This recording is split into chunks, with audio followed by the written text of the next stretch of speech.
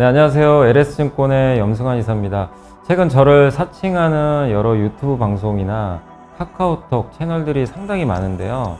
저는 이제 LS증권과 함께하고 있는 이 연불리와 함께 채널에서 공식적으로 방송을 좀 하고 있고, 저를 사칭하거나 돈을 달라고 한다거나 리딩을 원하거나 이런 것들은 다 사기일 가능성이 높기 때문에 여러분들이 각별히 주의를 하셨으면 좋겠습니다. 네, 안녕하세요. 염승환 이사입니다. 오늘 2024년 12월 27일 시장 함께 읽기 시작을 해보도록 하겠습니다. 자, 오늘 이제 미국 증시는 큰 변화 없었지만 견조했고요. 한국만 연일 빠지고 있습니다. 정말 증시가 안 되는 지분 뭐래도 안 되는 지금 상황이 계속 이어지고 있고, 12월도 하락장으로 마감될 확률이 높아진 것 같아요. 그러면 6개월째 하락장이 이어지는 정말 초유의 사태가 좀 펼쳐지는 것 같습니다. 그래도 오늘 좀 증시가 빠졌지만 긍정적인 게 하나 있어요. 환율이 꺾여버렸어요. 환율이 오늘 장중에 1480원 넘었다가 1460원대로 확 밀려버렸거든요. 환율이 좀 고점 신호를 좀 보이고 있다는 거, 좀 과도하게 올랐죠. 이게 꺾이면 증시는 오를 거거든요. 그래서 환율 상승이 조금 진정되고 있다. 이 부분은 일단 그래도 긍정적인데, 다만 오늘 하루만 가지고 알 수는 없고 며칠 더 흐름은 좀 지켜봐야 될 것 같습니다. 어쨌든 환율이 조금 밀렸다는 건 좀 희망적인 부분은 생겼다, 이렇게 말씀드리고 싶고요. 오늘 일단 이제 미국 증시는 견조했는데 애플 시총이 4조 달러에 근접을 했고요. 그리고 이제 데이터 센터 지출이 둔화되면 AI 휴대폰이 칩 부문을 지탱할 수 있다, 이런 이제 기사가 있는데, 일본의 반도체 장비 회사 어드반테스트 CEO가 했던 얘기라고 합니다. 한번 설명드리고요. 미국의 천연가스 사업이 드릴베이비들이 뭐죠? 이제 시추하는 거죠. 파가지고 그거를 이제 판 다음에 그럼 어떡할 거냐? 운송하고 수출해야죠. 그러면 빌드해야 된다. 지어라. LNG 이제 캐스면 그걸 지어서 운송할 수 있는 시스템, 그러니까 인프라를 깔아라, 이런 얘기로 보시면 되겠고, SK가스가 드디어 이제 많이 설명드렸죠. 그 울산에 복합발전소, LNG, LPG 복합발전소인데 요거 상업운전을 드디어 개시했다고 합니다. 그리고 이제 어제 오늘 이슈가 알리아 손잡은 지마켓, 이마트가. 그래서 알리아 손잡아서 다들 깜짝 놀랐는데, 그 내용들하고 이마트하고 또 트럼프 에너지 패권과 국내 밸류체인 브로드컴, 그리고 전자공시로는 삼성중공, CS윈드, 서진시스템, 글로벌 텍스프리까지 한번 말씀을 드리도록 하겠습니다. 또 미국은 1년 중에 지금이 제일 졸리대요. 이제 거래들 안 하니까 연말이에요. 그래서 일단 오늘 이제 미국 증시는 오늘 밤도 봐야 되겠지만 다음 주 화요일까지는 열리죠, 미국은. 어쨌든 1년 중 가장 졸린 시기고, 우리나라는 참고로 다음 주 월요일이 끝납니다. 마지막 거래일입니다. 이렇게 봐주시면 되겠고요. 또 상승 업종은 필수 소비재, 금융, 헬스케어고, 하락 업종은 경기 소비재, 유틸리티, 커뮤니케이션이라고 보시면 되겠습니다. 미국 증시는 신규 실업수당 청구 건수가 감소하면서 좋았지만 금리, 달러 이런 요인 등이 좀 혼재되면서 보합권에 끝났고요. 거래량은 많이 감소했습니다. 모처럼 러셀 2000 같은 중소형주가 좀 상당히 좋았고요. 천연가스 가격이 많이 올랐다가 이제 오늘은 급락하는 모습이었습니다. 신규 실업수당 청구 건수가 이제 21만 9천 건으로 다우존스가 설문조사한 경제학자들의 전망치 22만 5천 건보다는 낮게 나왔고, 연속 실업수당 청구 건수는 191만 건으로 증가하면서 21년 11월 13일 이후 최고치를 경신했다라고 보시면 되겠습니다. 그러니까 2달 연속 실업수당 청구를 했다는 건 지금 일자리를 못 구하는 거예요. 사람들이 한번 회고 다 하고 나서 바로 지금 일자리를 못 찾고 있는 거죠. 그러니까 고용시장이 그렇게 썩 좋은 건 아니고요. 대선 이후로 랠리를 주도한 매그니피센트 7개 주식, 그러니까 미국을 이끄는 주식시장의 7개 M7이라 그러죠. 이 기업들의 주가가 선거 이후에 무려 20%나 상승을 했다고 하고요. S&P 500 지수 상승률 4.5%에 85%를 기여했다라고 합니다. 특징주로는 이제 브로드컴이 2.4%, 뚜렷한 이유는 없었고요. 하반기에 주도주죠. 주문형 반도체 수요 기대감이 있는 것 같고, 엔비디아, 마이크론, TSMC는 큰 변동이 없었고, 그래도 TSMC가 좀 빠졌습니다. 테슬라 차익 매물로 좀 빠졌고요. 애플이 놀라워요. 지금 계속 올라요. 시총 4조 달러에 어느새 근접하는 모습이었고, AI 아이폰 시장이 내년에 열리잖아요. 본격적으로. 그걸 너무 시장이 간과하고 있다. 이렇게 하면서 목표 주가를 올렸습니다.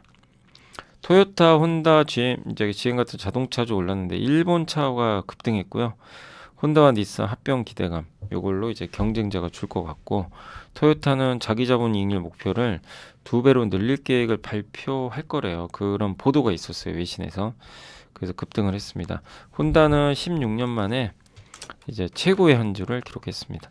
양자 컴퓨터 관련주 아이온큐가 다시 급등하고 있고, 리게티 컴퓨팅 폭등을 했습니다. 여기에 우주 관련주 발사체, 로켓랩이 발사 성공 지속에 따라서 지금 급등하고 있고, 그리고 드론 관련주인 언유주얼 머신, 여기도 한 20%.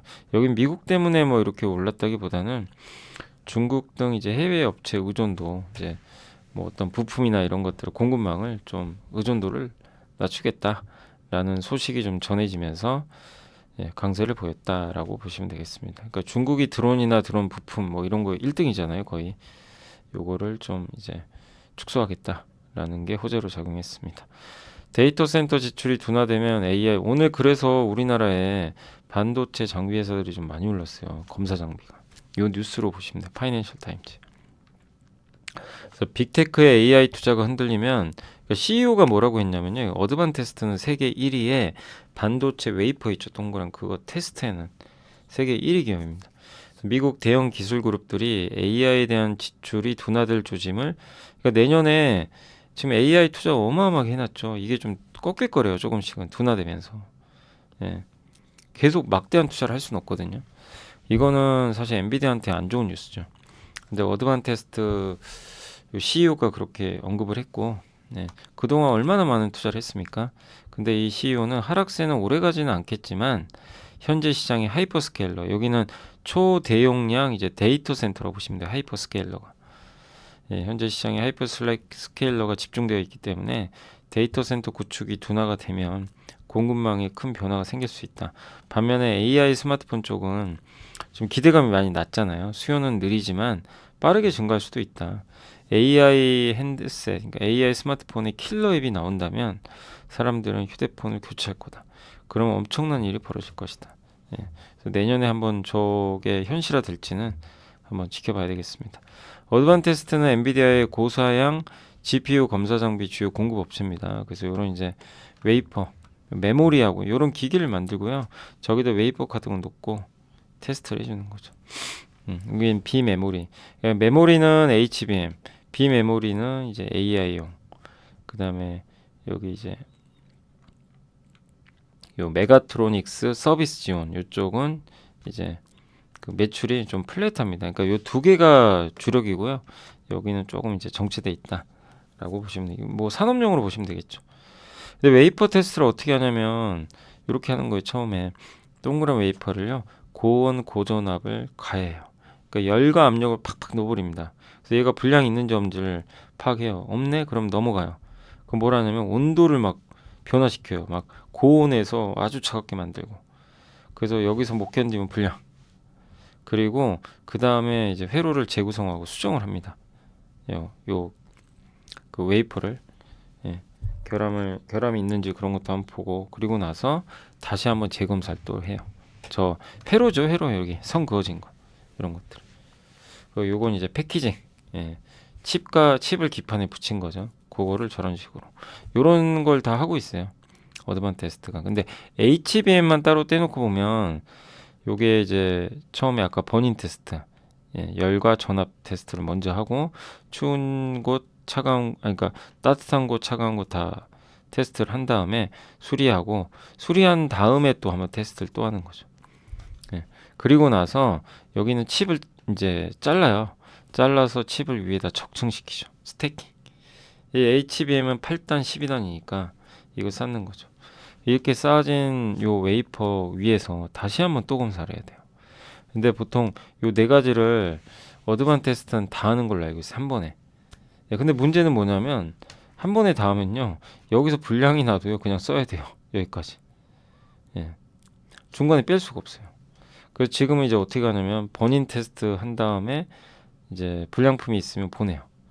핫앤콜 온도 이제 관련된 테스트를 한 다음에 보내요. 예, 이런 식으로 한 번씩 보내서 예, 제대로 된 건 그대로 하고, 그래서 저 불량 있는 제품은 이제 수리를 하고, 예, 그리고 이제 하이 스피드 아주 고속, 저게 정말 어렵대요.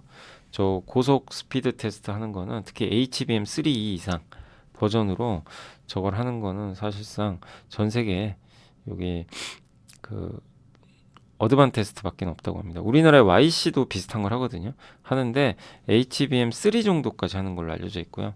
3E 그 이상 사양급은 사실상 전 세계 어드반 테스트 혼자 하고 있다라고 보시면 좋을 것 같습니다.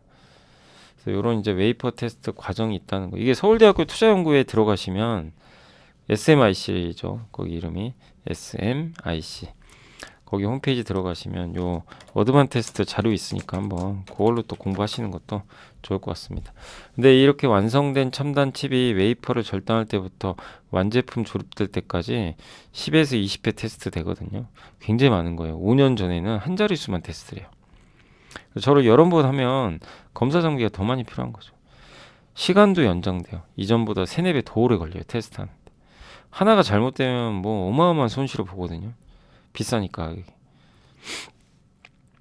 그래서 이런 거를 이제 잘해주는 회사가 어드반 테스트니까 어드반 테스트가 정말 이 시장에선 갑이죠, 갑. 예. 그리고 요 100만 달러에 달하고 상용 항공기보다 더 많은 부품을 갖춘 이 장비 수요는 계속 이어질 것 같다. 이런 내용으로 보시면 되겠습니다. 그리고 그 여기 있잖아요. 요걸 한 번에 다 한다 그랬잖아요. 여기를. 근데 우리나라 기업 중에 요것만 하는 회사가 있어요. 버닌 테스트. 예. 요게 DI죠, DI. DI가 저걸 해줘요. 예. 버닌 테스트를 저것만 해줍니다. 이제 해주는 거고, 그 다음에 이제 핫앤콜 예. 테스트도 해주고, 그리고 이제 수리까지 해주고. 예. 근데 이제 중간에 테크윙이란 기업 있죠. 아시죠? 그 회사가 이 버닌 테스트 끝나면 옮겨야 될 거 아니에요. 다른 공정으로. 그 옮겨주는 핸들러. 예. 그 장비를 만들고 있고, 그게 아마 이제 이 장비들이 앞으로 이제 HBM 수요가 늘면서 많이 쓰일 걸로 좀 보여집니다. 그래서 오늘 어드반 테스트가 좋으니까 한국에 이제 그런 기업들의 주가가 같이 갔다. 네, 다만 한국은 DI는 여기에 특화돼 있고, 그 다음에 테크윙은 이제 옮겨주는 거. 예. 어드반 테스트는 요거를 이제 다 처리할 수 있는 제일 중요한 하이 스피드 테스트 를 지금 수행하는 유일한 장비를 거의 만들고 있어서 가치가 높다라고 보시면 되겠습니다. 미국의 천연가스 산업이 드릴 베이비 드릴에서 이제 진짜 요런 이제 LNG 밑에 팠잖아요. 이제 그 다음에 그거를 인프라를 조성해서 수출하자 이런 겁니다. 그래서 에너지 전략이 좀 변화하고 있고 채굴에서 이제 인프라 건설로 바뀌고 있다. 트럼프 대통령 당선자는 천연가스 수출을 빠르게 하고 싶고 그래서 인프라를 빠르게 확장할 것을 약속했고요. 그 다음에 새로운 LNG 프로젝트는 내년부터 본격적으로 가동을 할 예정이라고 합니다. 바이든 간 정반대죠. 바이든은 수출을 줄이자. 이게 어쨌든 그 글로벌 뭐 매출 증가 및 국내 가격을 좀 올릴 수가 있기 때문에 예. 좀 이 천연가스 수출을 좀 줄이자라고 했고 환경 뭐 어쨌든 탄소 배출 되니까 환경 규제 강화하고 클린 에너지 신재생에 초점을 맞췄죠. 근데 트럼프는 반대죠. 신규 LNG 프로젝트와 파이프라인 건설은 지역 경제를 활성화시키고 일자리를 창출시키겠죠. 글로벌 에너지 시장에서 미국의 위치는 어쨌든 미국 천연가스가 유럽과 글로벌 시장에서 정말 중요한 이제 역할을 하잖아요. 예. 그래서 미국의 에너지 완보와 외교적 영향을 강화할 수 있는 기회다. 그리고 미국의 에너지가 우리나라에도 앞으로 많이 들어올 수 있어요. 우리도 미국 걸 많이 사주면 좋죠. 그래야 무역 수지 흑자가 많은데 미국에 이걸 좀 줄여야 돼요. 그걸 트럼프가 원합니다. 그럼 제일 좋은 건 미국 에너지 사면 돼요. 가격이 싸게. 그리고 SK가스가 드디어 이 공장이 이제 상업 운전 개시가 됐고 드디어 이제 본격적으로 상업 이제 돈 버는 거죠.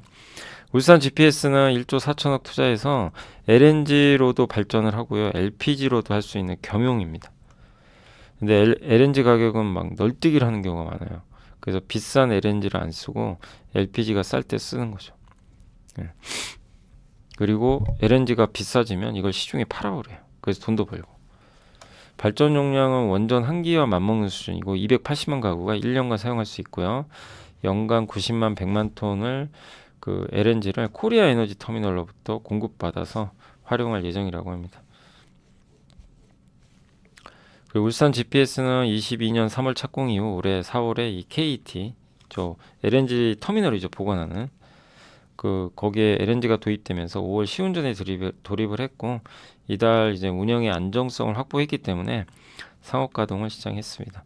LNG나 LPG나 다 가스 복합 발전으로 중장기적으로 수송 혼소를 점차 확대할 예정이라고 하고요. 그리고 향후 SK가스는 친환경 에너지 생태계 구축을 통해서 국내 최대 산업도시 울산의 경쟁력을 강화하고 고객과 함께 지속 가능한 뭐 미래를 만들어 나가겠다라고 언급했으니까 참고하시면 되겠습니다. 아무튼 SK가스가 뭐 드디어 기대하던 울산 상업 이제 GPS 상업 운전을 개시했다라고 보시면 되겠습니다.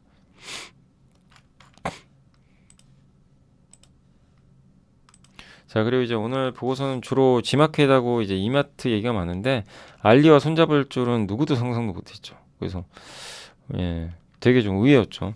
그래서 양사가 책정한 합작법인 기업 가치는 6조 원으로 예상을 하는데 3년 내에 이제 기업 공개 추진하기로 합의를 했다고 합니다. 이마트는 온라인 사업 회복 기대감에 따른 단기 주가 반등을 예상하는데 오늘은 급락해 버렸죠.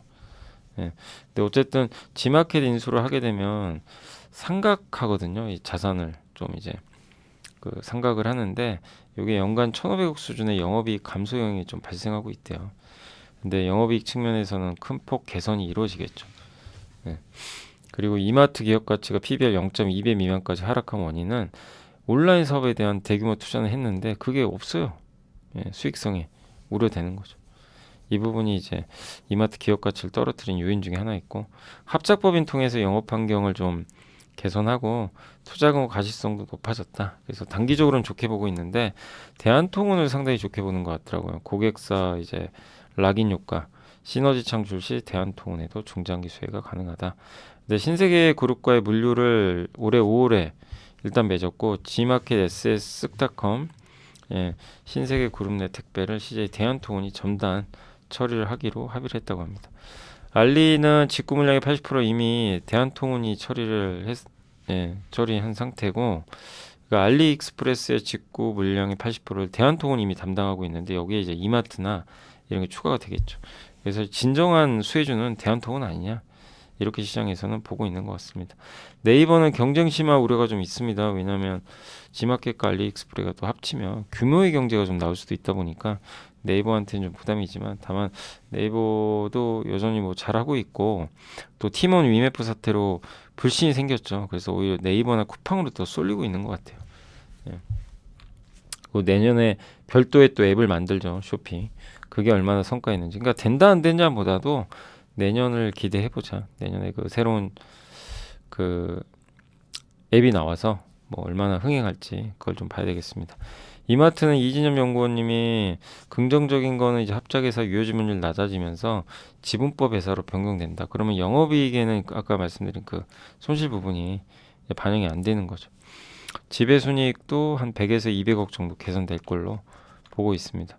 국내 유통시장 내 잠재 우려 요인이던 중국의 전자상거래 침투율 증가 수혜를 이렇게 되면 이마트가 누릴 수도 있다. 이런 내용도 있습니다. 다만 부정적인 게 있어요.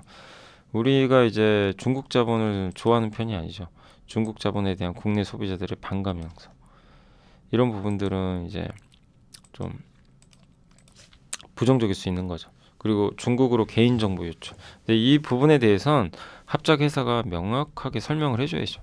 그래야 뭐 사람들이 안심을 할 수가 있겠죠. 그래서 오늘 일단 미리 좀 올랐다는 그런 부분하고 시너지 효과가 있을까라는 좀 의문 부호가 생기면서 주가가 좀 많이 오늘은 이마트 그룹주가 흔들렸다라고 보시면 좋겠습니다. 방향은 맞는데 일단 시장이 기대하는 거랑 단기적으로 보는 거랑 이게 좀 괴리가 생기면 좀 안 될 수도 있는 거죠. 그래서 그거를 이제 어쨌든 좀 지켜봐야 되겠습니다. 자, 어쨌든 중국 자본에 대한 국내 소비자들의 반감 형성, 뭐 개인정보 유출 가능성 이 부분이 일단은 시너지 효과도 있겠지만 그걸 좀 상쇄시키는 좀 악재로 보시면 좋겠습니다. 그러니까 소통을 잘해야 될 것 같아요. 이마트가. 트럼프 에너지 패권과 국내 밸류체인 트럼프 2기 정책의 핵심은 풍부한 석유 천연가스를 통해 미국의 에너지 지배를 강화하는 거죠. 그래서 저렴한 전기로 AI 초격차를 유지하고 제조업을 부흥시키겠다.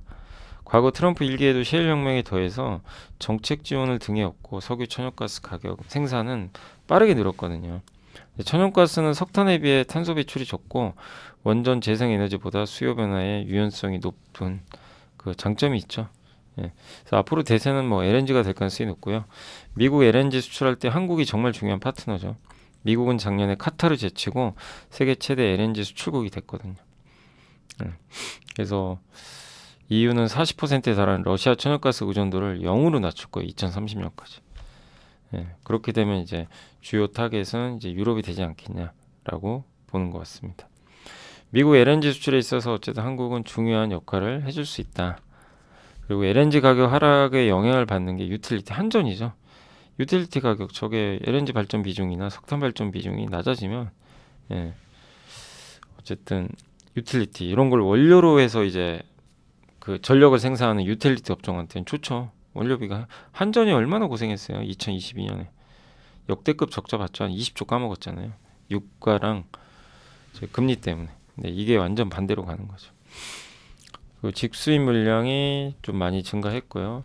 LNG 그 직수입 통해서 한 1kW당 7.2에서 10.1조 원 정도의 이제 감소 효과가 좀 생긴다고 하고요. 한전의 전력 구입비를 1에서 1.4조 원 가량 절감하는 걸로 좀 이렇게 나와 있다라고 보시면 되겠습니다. 저 S&P는 이제 전력 구매 단가라고 보시면 돼요. 그래서 이제 한전 같은 데서 발전 자회사나 민간 자회사로부터 전력을 사오거든요. 예. 최근 가스공사도 미국 LNG 도입을 좀 추진 중에 있다고 합니다. 네. 화석연료 사용 증가에 따라서 이제 탄소 포집 기술 아시죠? CCUS. 이게 전통적으로 자원이 풍부한 국가 중심으로 발전했지만 어쨌든 2070년까지 전체 탄소 감축 정도의 19.3%를 이 기술이 차지할 정도니까 굉장히 좀 크다고 합니다. 그래서 CCUS 쪽도 잘 지켜보자. 그래서 CCUS 이산화탄소 포집 여기에는 에카 이산화탄소 운반선, 현대 미포조선, 세진중공업이 있을 거고 그다음 LNG 가격이 떨어지면 한전 아까 한전, SK가스 이런 기업들이 좀 수혜를 받을 수도 있죠. HDC 그러니까 LNG 복합화력 발전소를 운영하는 기업들은 이런 데서 좀 원재료 가격이 떨어지니까 긍정적이지 않겠냐 이렇게 보고 있습니다. 그리고 미국 LNG 수출에 한국은 중요한 파트너고요. 천연가스 생산 늘어난다. 이게 좀 핵심입니다. 자 마지막으로 브로드컴은 키움증권의 김승현 연구원님이 인터넷 연결 및 데이터 송수신과 같은 네트워킹 부분 칩 설계에 장점이 있는 회사다. 이렇게 언급을 해주셨고 브로드컴은 자체 칩을 만들어요. 그러니까 구글이 원하는 칩이 있을 거 아니에요. 이걸 설계를 해줍니다. 요거 1세대 자체 칩이에요. 구글의 TPU라고. 직접 만든 거죠. 근데 요 설계를 브로드컴과 같이 하는 거예요. TPU가 이제 6세대 트릴리움까지 발전을 했거든요. 예. 그래서 이런 거 설계 하는 경험들도 많이 쌓아놨고 하기 때문에 브로드컴이 이제 가치가 올라갈 것 같고 특히 브로드컴이 맞춤형 시장에서 가장 높은 점유율을 보이는 뭐 이유가 이런 데 있다. 예. 그러니까 구글한테 특화된 그 맞춤형 칩을 맞춰줬는데 성능이 올라간 거죠. 오픈 AI 역시 브로드컴의 파트너로 거론 중에 있고 그리고 구글 TPU와 테슬라 완전 자율 칩도 설계부터 양산까지 2에서 3년 정도 소요가 된다라고 좀 언급을 했습니다. 주문형 반도체 수요자 빅테크, 설계자는 브로드컴 사이에 NRE 계약을 맺으면 설계 초기부터 판매까지 수익을 길게 인식할 수가 있는데 로열티만 계약을 하면 칩을 만든 다음에 양산 후에 매출원가 이제 확보가 좀 가능하다. 이런 정도의 좀 차이는 있다라고 보시면 되겠습니다. 브로드컴은 어쨌든 네트워킹 부분 매출이 여기 주문형 반도체 매출이 이쪽에 들어가거든요. 근데 올해 4분기에 무려 45.2%가 성장을 한 거예요. 근데 작년에는 매출 성장률이 21%. 아주 성장을 못한 건 아닌데 확실히 좀 줄고 있죠. 그래서 어쨌든 요 네트워킹 사업부의 매출 호조는 결국엔 브로드컴이 이제 주력으로 하고 있는 맞춤형 반도체 ASIC의 좀 흐름을 알 수 있는 뭐 그런 부분이다라고 보시면 되겠습니다. 4분기 실적에서 브로드컴은 이제 뭐 두 자릿수 성장률을 보였다. 반도체가 이렇게 언급을 했는데 뭐 빅테크와 맞춤형 칩 설계 관련 계약과 연관이 있다. 또 예상을 했고 칩 설계 초반임에도 관련 부분 수익성이 높아졌다는 건 이 NRE 계약, 그러니까 처음 개발부터 양산까지 계속 받는 거죠. 이 계약 가능성이 좀 높아졌다라고 판단을 하고 있는 것 같습니다. 단지 뭐 주문형 반도체 기대감만으로 브로드컴이 올랐다고 보기는 어렵고요. 실질적인 성장이 진행 중이다라고 보시면 좋을 것 같습니다. 그래서 오늘 이제 여기 뭐 어디죠? 네. 브로드컴까지 한번 보고서는 다 달아봤습니다. 보고서 뭐 연말이라 거의 나오질 않아요. 그래서 이제 그 신문 위주로 좀 해드리고 있습니다. 내부자 매수 한번 볼까요? 글로벌 텍스프리가 이제 세금 환급해주는 회사죠. 여기가 문양근 사내이사가 5억 5,200만 원 샀어요. 한덕수 권한대행이 중국 뭐 단체 관광 무비자 시험 시행 것도 이러면 중국 사람들 많이 오겠죠. 그러면 글로벌 텍스프리가 실제 수혜를 받을 가능성이 높습니다. 왜냐하면 이 글로벌 텍스프리 여기 보시면 코로나 때 끝나고 얼마나 많이 늘었어요. 정상화 관광객 수가 정상화되면서 이 파란색 막대기가 글로벌 텍스프리 매출액이거든요. 매출이 꺾이지 않고 계속 올라온 거죠. 그러니까 결국 글로벌 텍스프리의 매출액, 입국자 수, 중국인 입국자 수 비교해본 결과 결국 많이 들어오면 세금 환급을 많이 받으니까 세금 환급을 많이 하면 어쨌든 글로벌 텍스프리 그 중에 일부를 가져가는 구조니까 수혜를 받을 수밖에 없는 거죠. 그리고 실적도 좋았고요. 그래서 한번 내년에도 그 중국인 관광객, 시진핑 주석의 방안 이런 것까지 한번 염두에 두시고 잘 고민해 보시면 좋을 것 같습니다. 공시는 삼성중공업이 요 에탄 운반선 있죠. 에탄 운반선을 세 척을 수주를 했고요. CS윈드는 바텐폴이라는 스웨덴 기업에 두 번이나 하루에 공급 계약을 맺었고 하나는 그 10월 31일 내후년, 하나는 27년 9월 11일 이렇게 끝나는 기간이 좀 달라요. 그리고 경영상 비밀 유지 계약입니다.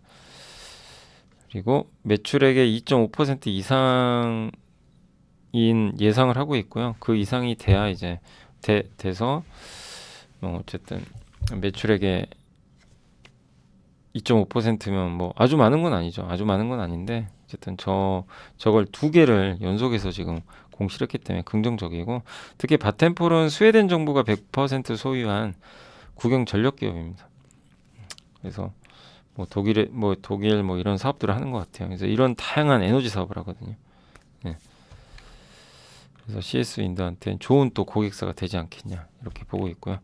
마지막으로 서진 시스템인데 대용량 저장 장치 아시죠? 저 요 안에 배터리가 탑재되어 있잖아요. 그래서 그거 공급 계약을 이제 미국과 유럽 쪽에 또 맺었습니다. 에이스 엔지니어링. 그래서 좋은 또 공시가 나왔다. ESS는 여전히 뭐 성장하고 있다라고 보시면 좋을 것 같습니다. 자, 그래서 오늘 이제 공시까지는 한번 다 설명을 해드렸습니다. 네, 오늘 이제 장이 마감이 됐는데 뭐 오늘도 안타깝지만 좀 급락을 해버렸고요. 오늘 뭐 마지막 날 이렇게 또 올랐으면 참 좋았을 텐데 마지막 날은 다음 주 월요일이죠. 오늘 이제 이틀밖에 안 남았는데 또 이렇게 급락해서 좀 아쉽습니다. 물론 오늘 삼성전자 오늘 반도체는 또 좋았어요. 근데 환율이 지금 아까 제가 촬영하고 있을 때 그 마이너스 찍었는데 또 지금 플러스 나오고 있어요. 난리가 났어요. 이게 좋은 건 아니에요. 환율이 지금 막 요동을 쳐요. 저게 빨리 내려와야 돼요. 안정화를 찾아야 됩니다. 이런 식으로.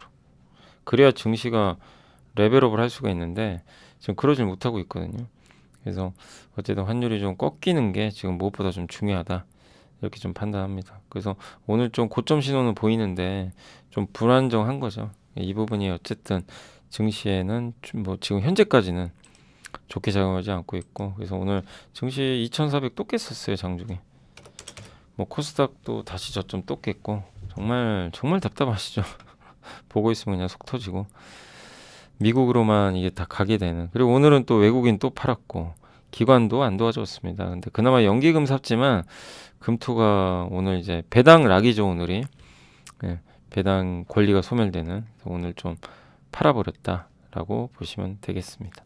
그래서 오늘 어쨌든 주식시장은 상당히 답답하게 끝이 났다라고 말씀드리겠습니다. 오늘 섹터 한번 보면 양자암호가 미국에서도 많이 올랐잖아요. 그래서 급등을 했고 화폐 오늘 그래도 HBM이 좋아. 아까 그 DI 아까 어드반테스트 한번 보여드렸잖아요. DI 또 PSK 홀딩스, 테크윙, 이오테크닉스 같은 반도체 소부장은 오늘 약세장에서도 단연 돋보이는 모습을 보였던 것 같습니다.